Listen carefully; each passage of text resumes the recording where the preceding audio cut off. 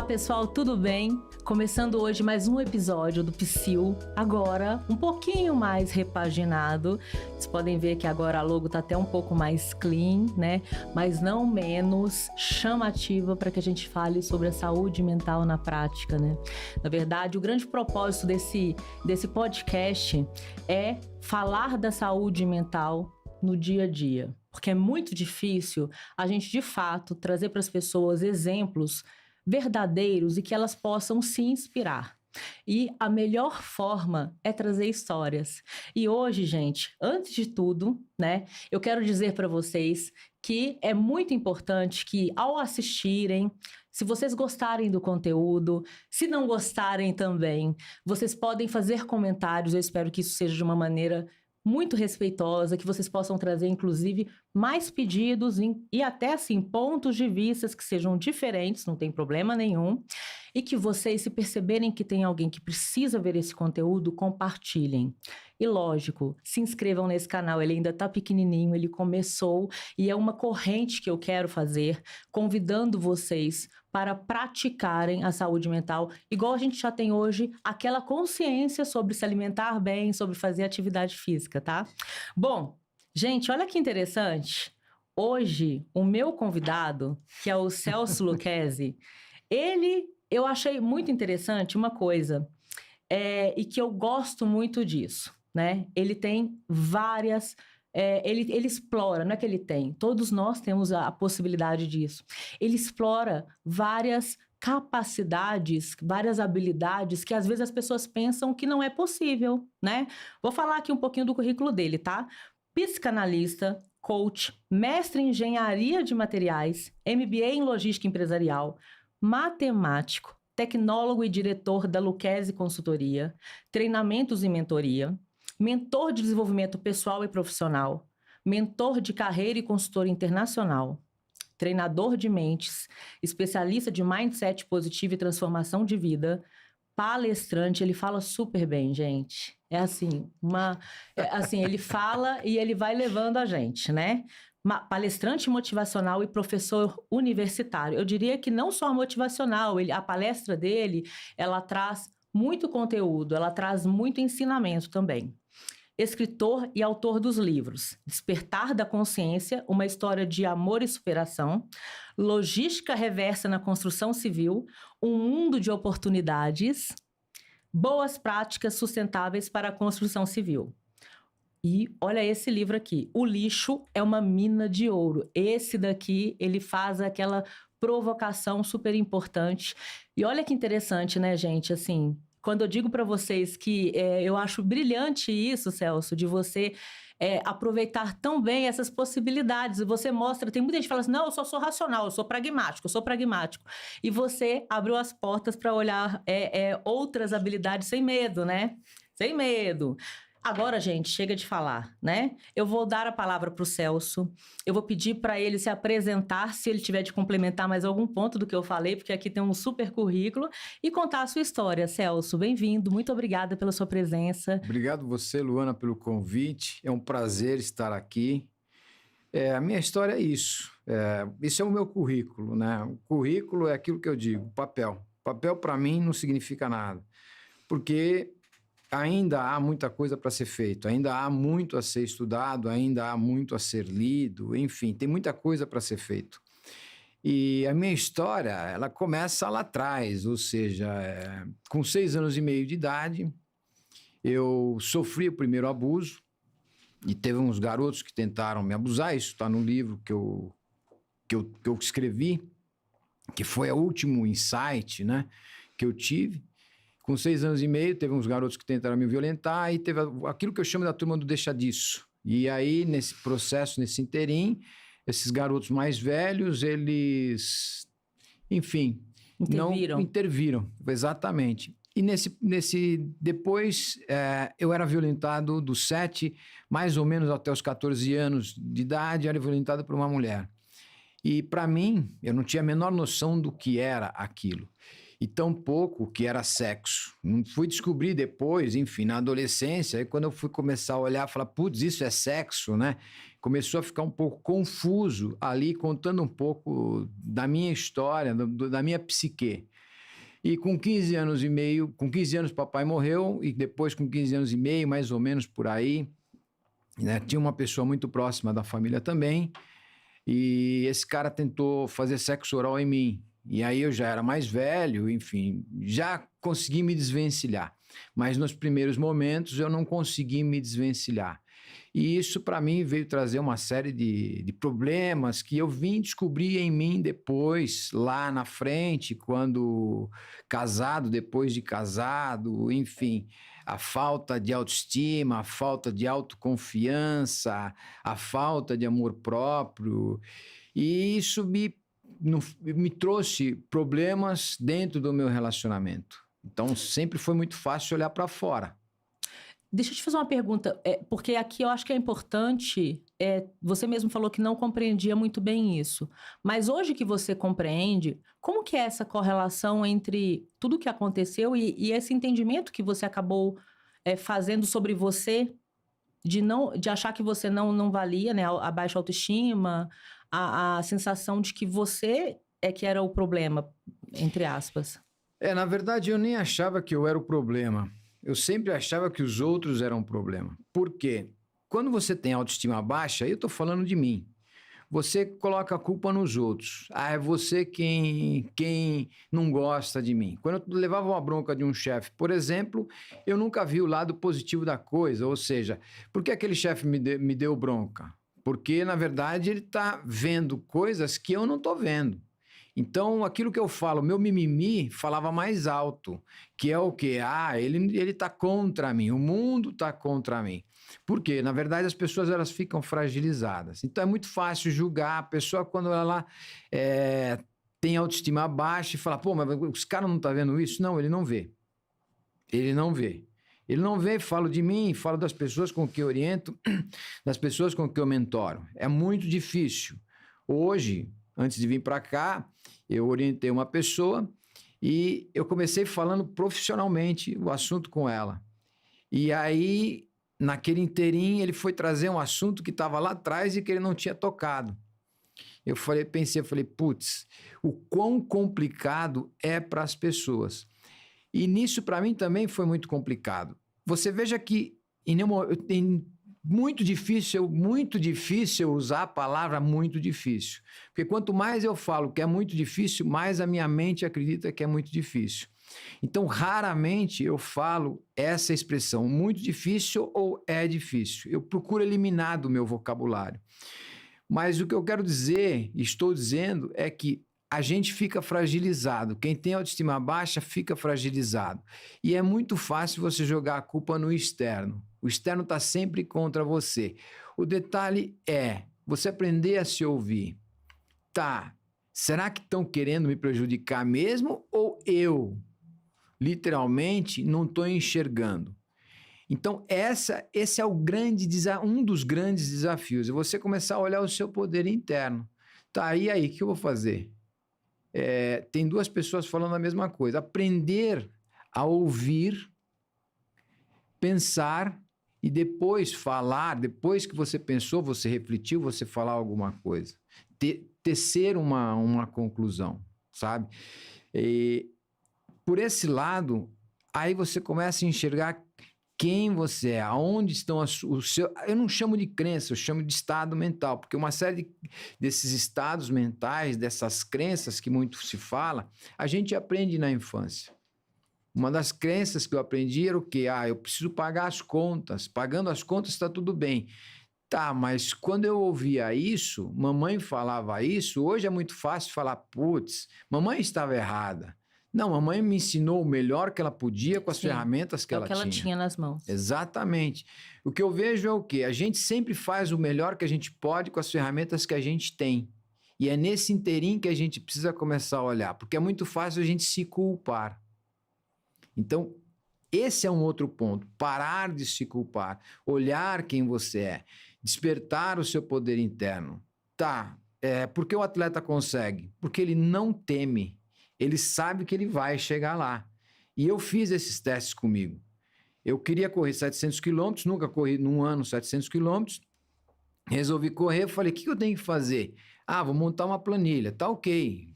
Peguei uma planilha e comecei a anotar Quanto que eu corri hoje? Quanto que eu corri ontem? Quanto que eu corri depois?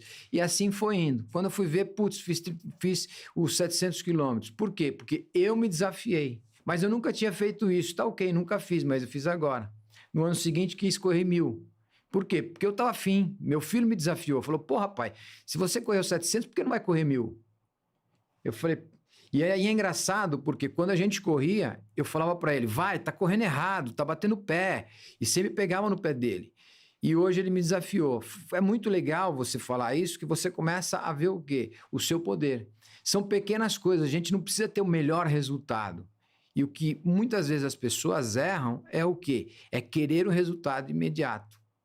É, verdade.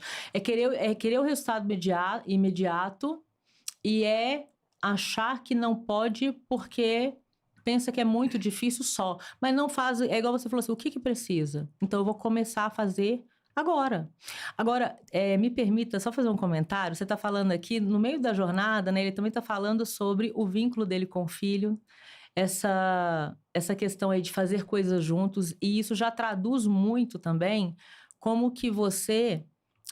embora tenha vivido essa triste situação, reconheceu que da sua família você recebeu o melhor, não é assim, às vezes as famílias não percebem, eu vou até te fazer um pedido daqui a pouco, porque às vezes as famílias, elas, não é que elas querem que isso aconteça, estão deixando acontecer, às vezes elas não percebem.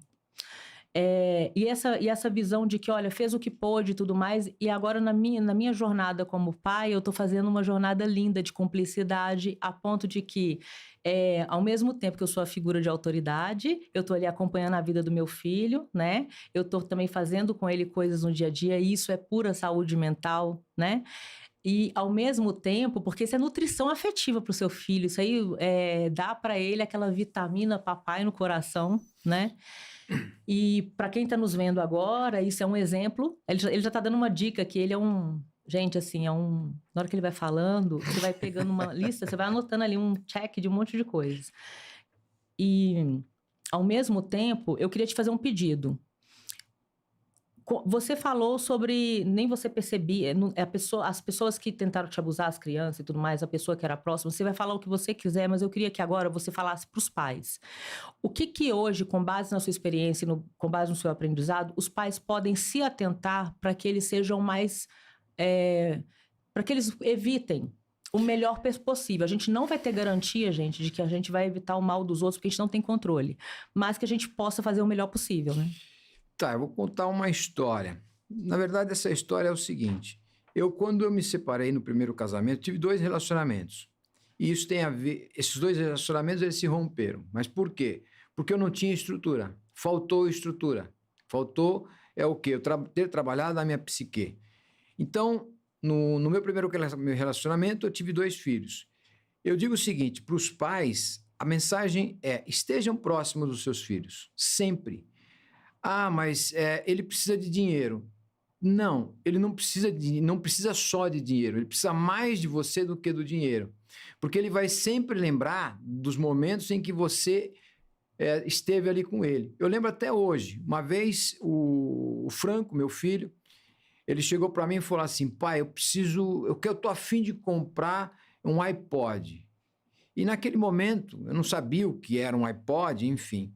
Aí eu fui olhar, descobri o que era, e aí falei para ele, ó, cara, é o seguinte, vão lançar um de 8 gigas. Ou seja, naquele momento, trabalhei a frustração dele, que é o quê? Não. O filho também precisa aprender o não. Os teus filhos precisam aprender o não. Disciplinar não significa que você não tem amor. Você precisa saber falar não. E aí eu falei não para ele. Falei, cara, faz o seguinte, junta dinheiro. Esse é um outro ponto, juntar dinheiro, que é o quê? Ele quer ter 1 milhão, todo mundo quer ter 1 milhão na conta, mas para ter 1 milhão você precisa guardar o primeiro real. Então não adianta você querer ter 1 milhão.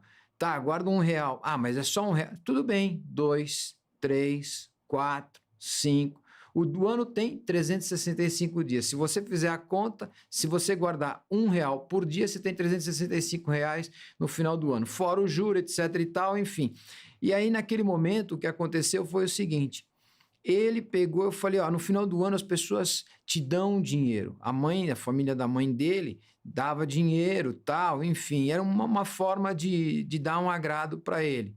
E aí eu falei, faz o seguinte, junta esse dinheiro, que é a coisa da história do 1 milhão. Ele começou a trabalhar agora, eu falei, primeira coisa que você tem que fazer é o quê? Pegar do teu salário e guardar um pouco. Pai, guardar um pouco. Não tem essa história.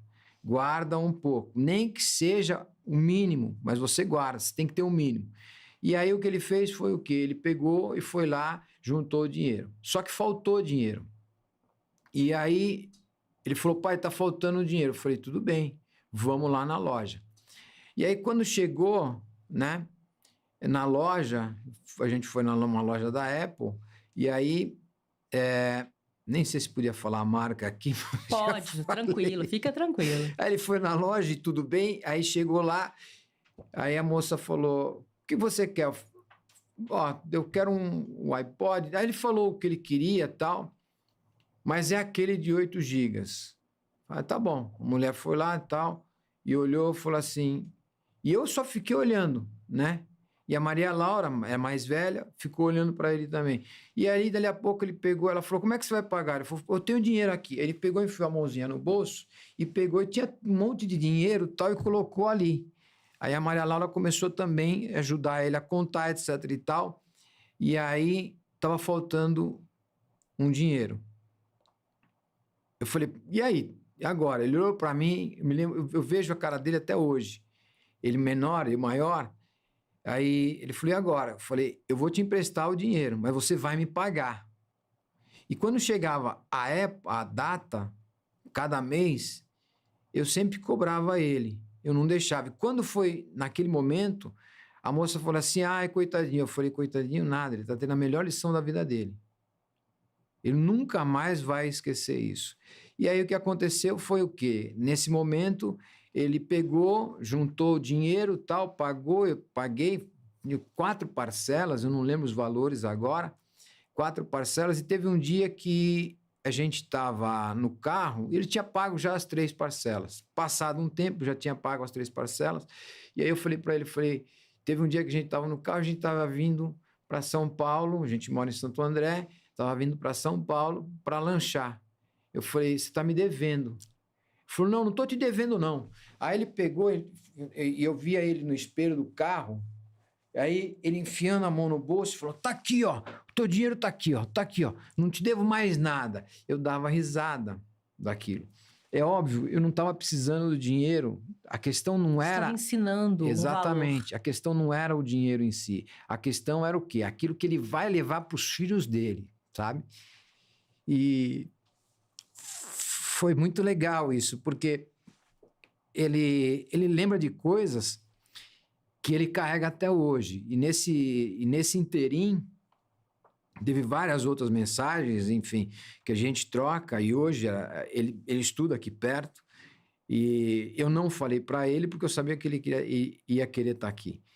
E aí ele falou, putz, eu não vou poder estar aí. Poderia. É que ele, na verdade, ele está trabalhando, então Tá ele bom. tem outros compromissos Tudo bem. agora. Então, foi isso que acabou não dando certo. Mas esse ensinamento foi o melhor ensinamento para ele que ele carrega até hoje. E tem outras coisas, né? Enfim, que ele era pequeno, eu chutava a bola no alto para ele não pegar, enfim, fazia de sacanagem com ele mesmo. Mas isso ele guarda até hoje. E com a Maria Laura era outra história. A Maria Laura era um momento, eram momentos em que, quando eu chegava, e isso era muito legal, que minha ex-mulher fazia, né? Eu ficava excitando ela, e quando eu chegava, ela vinha sempre, papai, me abraçava, etc. Enfim. E teve uma outra lição ali no meio de tudo, ela estava com medo de algumas coisas, ela ia fazer faculdade, e aí eu falei para ela, ó, filha, vamos andar. E aí eu fui fumar um charuto, eu falei, vamos andar. Aí a gente foi andar. Ah, tô com medo das coisas. Eu falei, tudo bem, tá vendo aquela árvore ali? Ela falou, tô. Ali em cima tem um ninho. Você sabe o que a mãe do passarinho faz? Ela empurra ele. empurra ele. E ele faz o quê? E ele só tem uma possibilidade. Ou ele bate a asa ou ele se esborracha no chão. É isso que eu vou fazer com você. Então ela falou, putz, o que eu tenho que fazer? Ou seja, bater sua asa. Você tem o seu momento. Você é capaz de bater sua asa e voar para onde você quiser. E foi um outro momento, assim, bem legal com ela. Foi muito interessante. Ou seja, você vai vivendo e você vai aprendendo. Você vai errando como pai. O que é legal disso aqui, né? Que é assim, olha, a mãe empurra, mas ela tá ali e você também, né? Filho, eu vou te empurrar, mas eu tô aqui te olhando. E essa segurança, né? É tão boa. É tão boa saber que tá ali, né? Exatamente. Você vai empurrar, mas é aquela história, exatamente o que você falou. Ou seja, vai deixar se esborrachar no chão? É claro que não, mas é importante que eles imaginem que você não está lá, mas você está ali. Ela não tá passando sozinha por isso, né? É Não. você ajudando ela a fazer essa travessia, mas sem fazer por ela. Sem fazer. Exatamente. Cada um tem que fazer a sua vida. Ou seja, minha mãe me ensinou isso. Minha mãe falava, não, vai lá e faz. Vai lavar louça, vai limpar o chão da casa. E eu me lembro até hoje, a única coisa que eu não sabia fazer era lavar roupa. Que ela falava, era uma crença, né? E ela falava, não, roupa homem não lava, né? Você não lava. E quando eu me separei, eu falei, mãe, como é que lava a roupa? Ela falou, não sei. Mas por que eu não te ensinei isso? Eu falei, não ensinou. Não é que ela não sabia, ela não lembrava. Eu falei, bom, e aí, como é que faz? Tô me separando agora, o que tem que fazer? Foi a única coisa que você não me ensinou. Aí ela foi me ensinar. Ou seja, o básico ela me deu de educação. E a gente vivia numa casa que, eu lembro até hoje, o banheiro tinha uma rachadura. Papai estava doente, papai tinha sofrido sofreu de uma doença chamada atrofia muscular. E ele perdeu as forças dos braços. E dinheiro era muito pouco. Então minha mãe estava preocupada em colocar o pão dentro da mesa.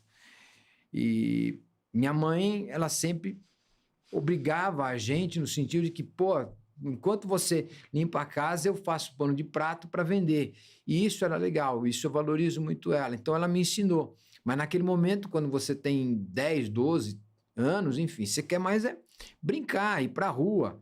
E eu achava aquilo uma afronta, etc e tal. Mas eu vejo hoje que foi a melhor coisa que minha mãe me ensinou. Foram princípios que minha mãe me ensinou. Princípios que os meus pais me deram. Isso eu carrego até hoje. Pais, então olha só, eu acredito muito nisso, né? Não tem problema se seu filho tá com a cara feia, tá achando ruim. Se você tá fazendo aquilo que você acredita, porque quando você traz para ele o desconforto, ele vai fazer cara feia. Eventualmente vai falar assim, ai, que chato você é. Você vai falar, então tá dando tudo certo. Tá tudo bem. Confie no que você está direcionando, né? Exatamente. Bom, aí de fazer uma pergunta, né? Essa transformação toda que aconteceu, você falou um pouco aqui, né, das mudanças que aconteceram na sua forma de pensar, na sua forma de agir. É muito comum, eu falo isso assim, né? No processo terapêutico, você também tem seus clientes, né? Que você orienta, você chama de mentorandos? Na verdade, eu tenho uma formação, como você colocou aí. Eu fiz coaching, eu sou coach, e depois eu fiz psicanálise também. Então, dentro da minha mentoria, eu mesclo o quê? A psicanálise com o coach. Por que eu faço essa mescla? Porque acontece o seguinte, como psicanalista eu não posso me envolver, como psicólogo eu não posso me envolver, mas com os meus mentorados eu me envolvo com eles. Então, deixa de ser uma psicanálise e passa a ser o quê? Um trabalho mais de um approach, estar juntos ali, enfim. Você não está sozinho, você está comigo. Então, dentro do meu processo, eu fico 24 horas à disposição dos meus clientes. Não são pacientes, são meus clientes. Entendi. Por quê? Porque eu tenho alguns momentos que eu aconselho eles no lado profissional. Mas e aí, o que eu tenho que fazer? A decisão é sua. Entendi. Sempre deixo para eles a decisão. E cabe a eles o quê? A responsabilidade. Deu certo? Você tem seu mérito. Deu errado? O que você pode aprender com isso? ao invés de criticar. Sim, autorresponsabilidade, né? Então, aí voltando aqui na pergunta, e é muito bom você contextualizar, porque é até bom para as pessoas conhecerem bem, né, em detalhe o que você faz, que é muito interessante. É muito comum que durante o processo, né, que a pessoa vai mudando, aí chega uma hora que ela fica até se sentindo solitária, porque ela fala assim: eu perdi meus amigos. Nossa, agora eu não tô aceitando mais tudo do jeito que eu aceitava.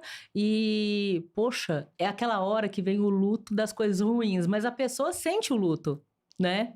E eu queria te perguntar assim, o que aconteceu? O que você precisou deixar para trás? O que você ganhou nessa transformação sua? Acho que ganho, você já tá falando de muita coisa aqui, né? Mas teve essa sensação assim de repente, eu já ouvi muito assim: nossa, eu agora, se eu contar na mão, eu só tenho um amigo, de verdade. Não tenho mais aquele tanto de gente que eu pensava. Acho que no meu trabalho eu não posso confiar nas pessoas como eu achava que eu confiava.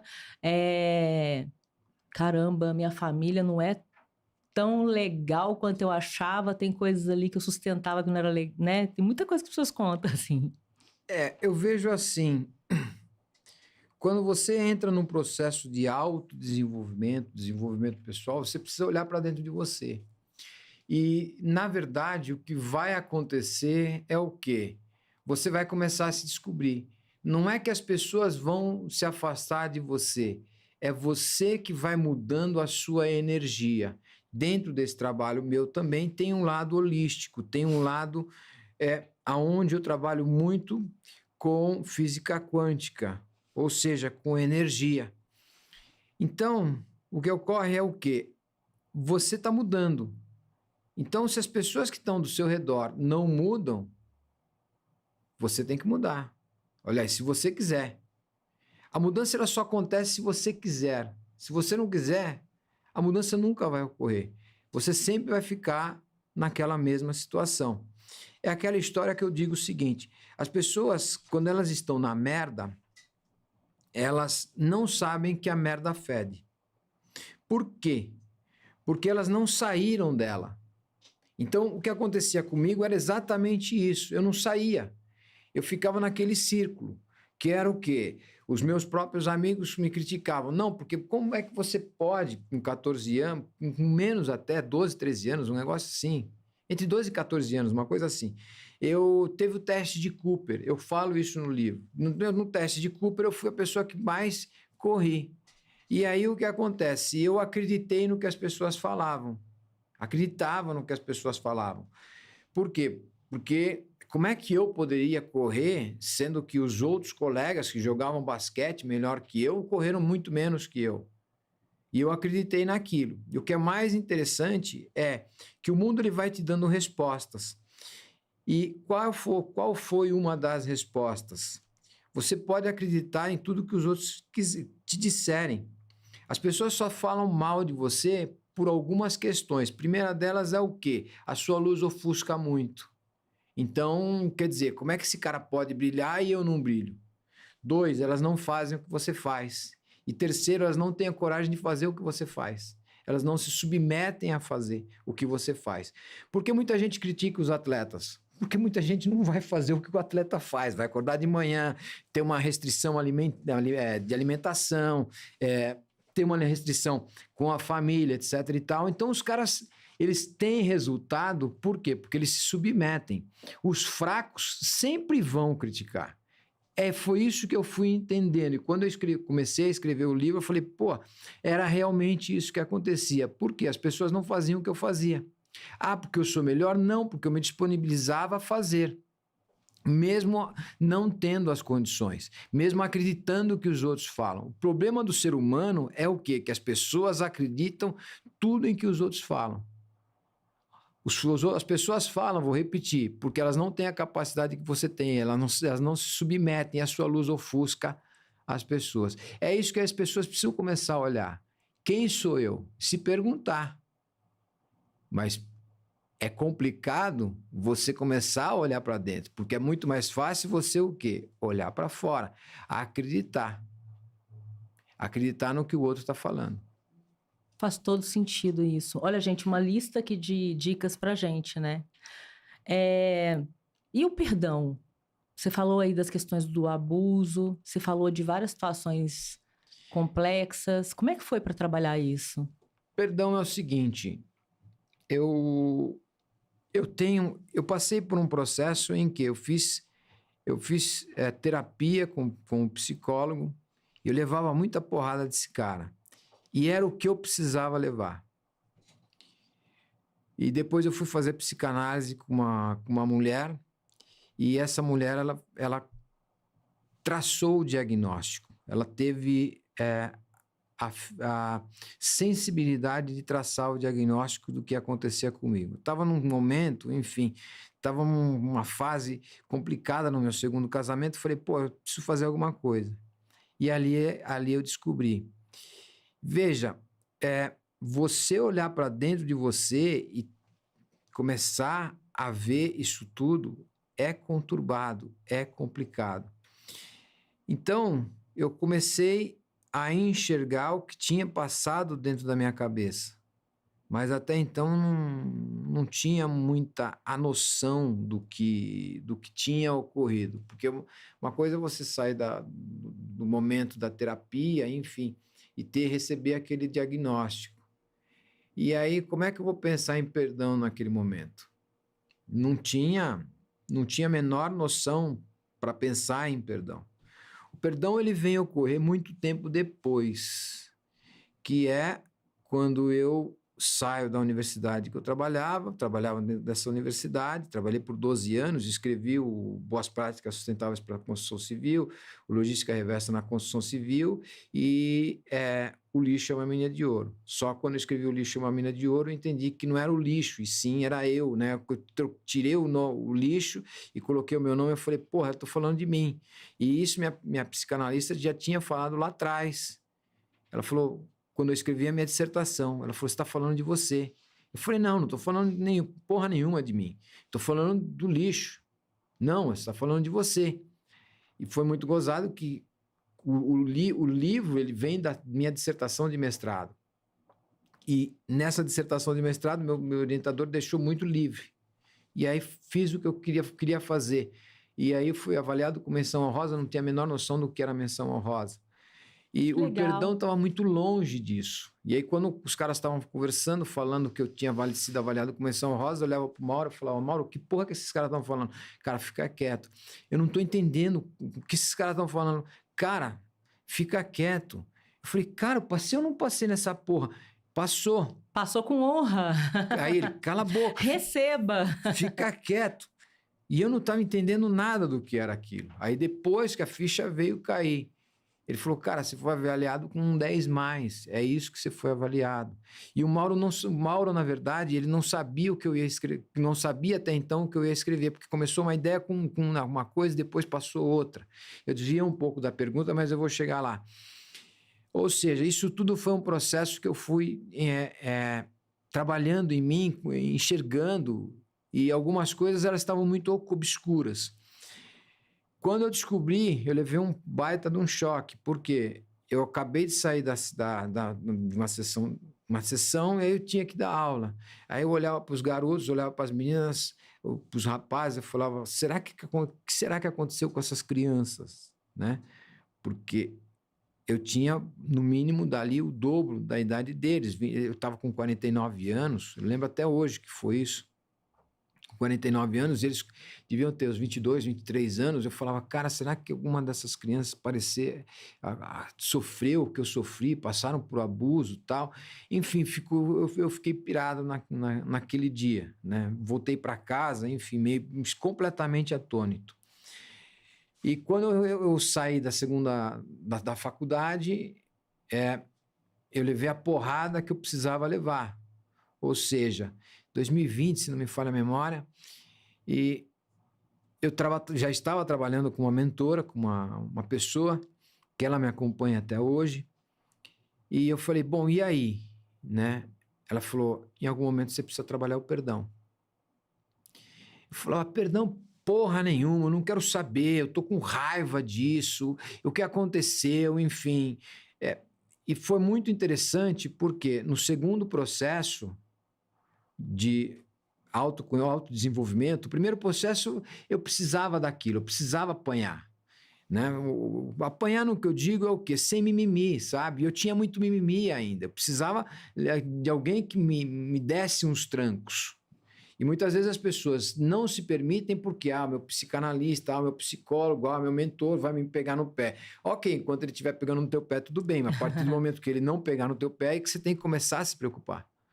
Então ali, eu olhei para aquilo e falei, cara, eu não quero pensar nisso. Eu não vou pensar em perdão. Por quê? Porque eu tenho muita raiva. E ela falou, tudo bem, tudo no seu tempo. Ou seja, quando a gente fala em sentir raiva, é muito comum as pessoas falarem, não, você não pode sentir raiva. Não, não sinta raiva. É, verdade. Aí é que tá. Quando você fala isso para uma criança, ela fica com aquilo dentro dela, que ela cria um sentimento do quê? Porra, eu não posso sentir... Lógico que pode sentir raiva, você é um ser humano. Qual é o problema de você sentir raiva? Nenhum. Você tem que só chorar? Você tem que só amar?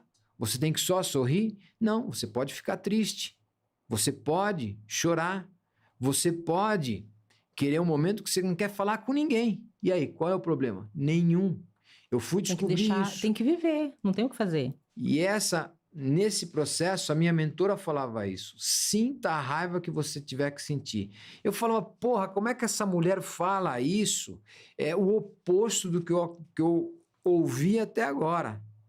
Então, o que ocorreu foi o quê? Foi uma mudança extremamente dentro da minha cabeça. Até então, não podia sentir raiva, agora eu posso sentir raiva. E aí eu comecei a perceber que quando eu sinto a raiva, eu acabo fazendo o quê? Ao invés de ficar mastigando eu processo ela, sentir a raiva, ela vai embora. É o momento do luto. Para alguns é o momento do luto. Enfim, naquele momento eu falei, tá ok, eu vou sentir a raiva que eu tiver que sentir. Aprendi a sentir raiva. E aí depois eu comecei a olhar e falar, cara, eu preciso trabalhar o perdão. Mas como é que eu vou perdoar o outro? Eu já tinha aprendido algumas coisas para a gente olhar para dentro do perdão. Eu falei, cara, não adianta perdoar o outro. Primeiro, eu preciso me perdoar. Porque quando você é violentado, você acha... Não posso dizer, mas estou dizendo de mim, enfim, não estudei isso, não quero estudar.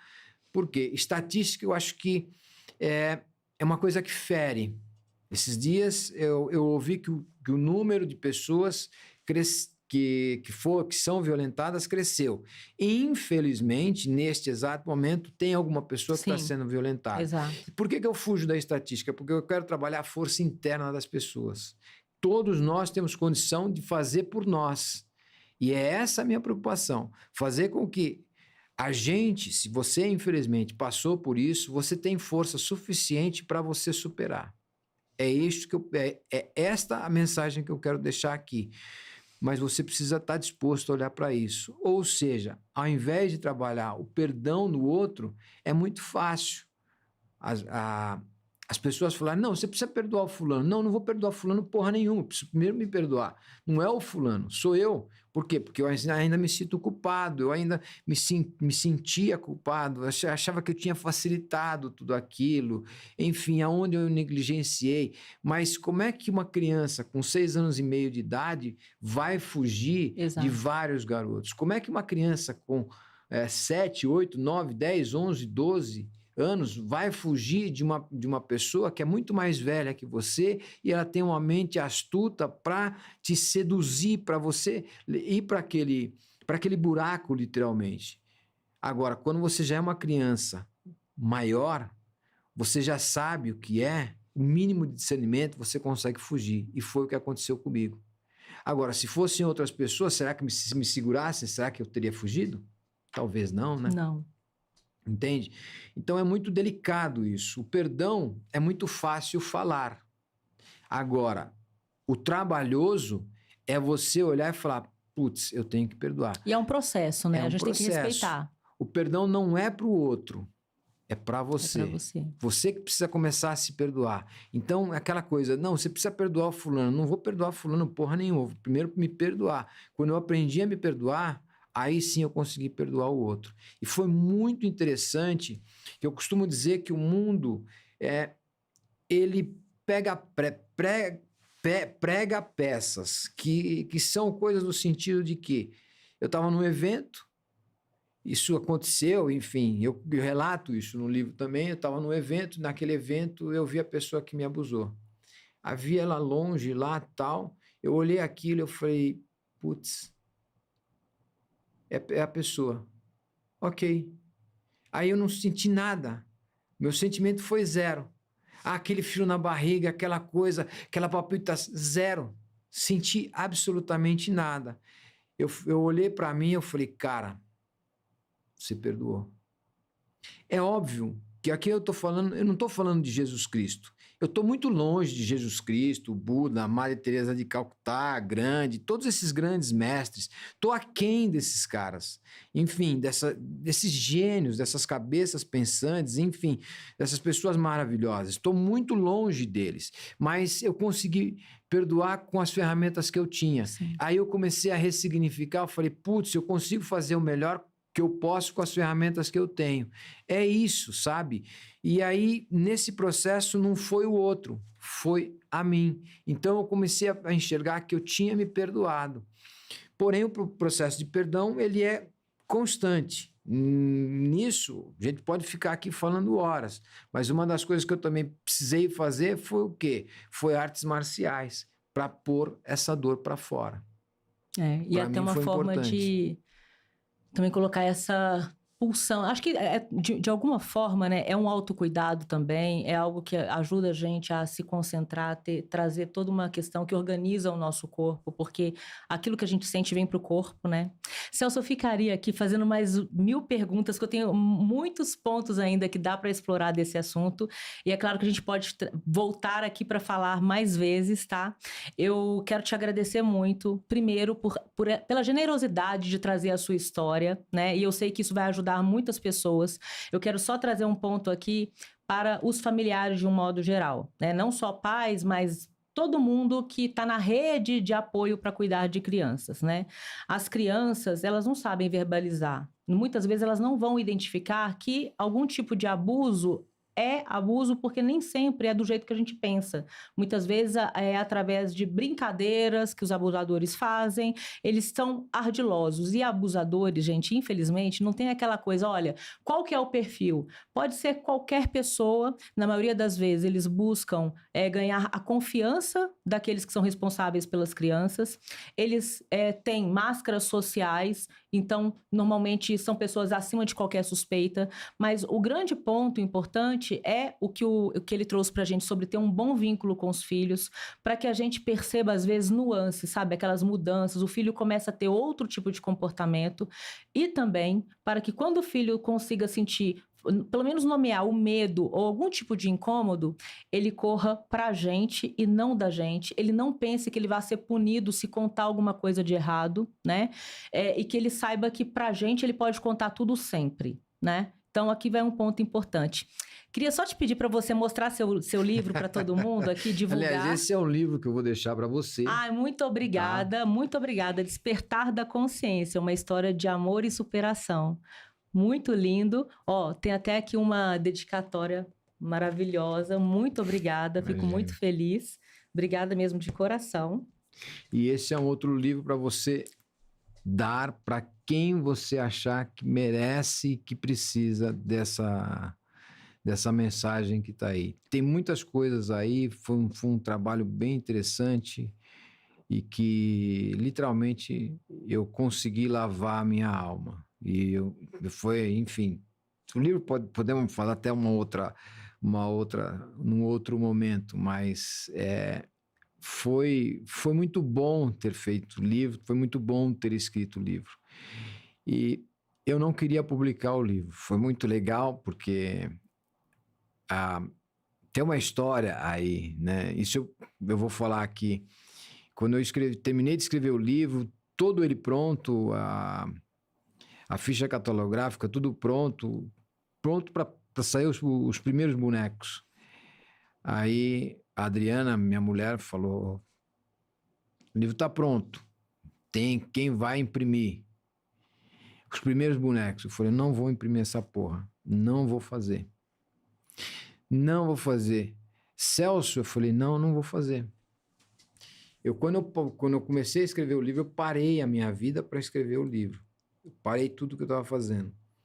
E a dedicatória, eu dediquei às pessoas que sofreram abuso.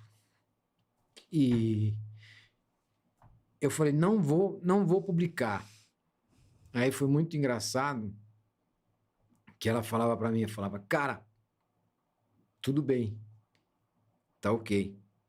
E eu acho que eu fiquei uma semana, ela sabe o quanto tempo que eu fiquei sem falar com ela, inclusive. O problema não era ela. A raiva que eu tinha, a dor que eu tinha ainda estava em mim. E aquela história, por mais que você faça, por mais que você trabalhe, sempre ainda tem alguma coisa a ser trabalhado. Ainda mais quando você tem um trauma como esse. E aí, depois de um determinado momento, eu falei: tá bom, vamos imprimir. Quantos livros essa gráfica vai imprimir? 4. Aí eu olhei e falei: 4? Aí caiu na minha ficha. Eu falei: um para Adriana, um para o Franco, um para Maria Laura e um para mim. Certinho, sabe? O mundo, ele te traz oportunidades para você ressignificar. O que você precisa fazer é trabalhar em você. Vai doer? Vai. Mas amanhã você vai conseguir chegar onde você quer. Basta aprender a pagar o preço e querer pagar o preço, que é o mais importante. É isso aí. Obrigada, viu? Imagina, obrigado. Muito obrigada. Você. É isso aí, pessoal. Terminamos mais aqui um episódio. Espero que vocês degustem, aprendam, compartilhem e discutam bastante, porque isso daqui vale ouro, né? Muito significado aqui por trás dessas palavras maravilhosas, tá? Beijos. Então não deixem de seguir a nossa página, tá? Até a próxima.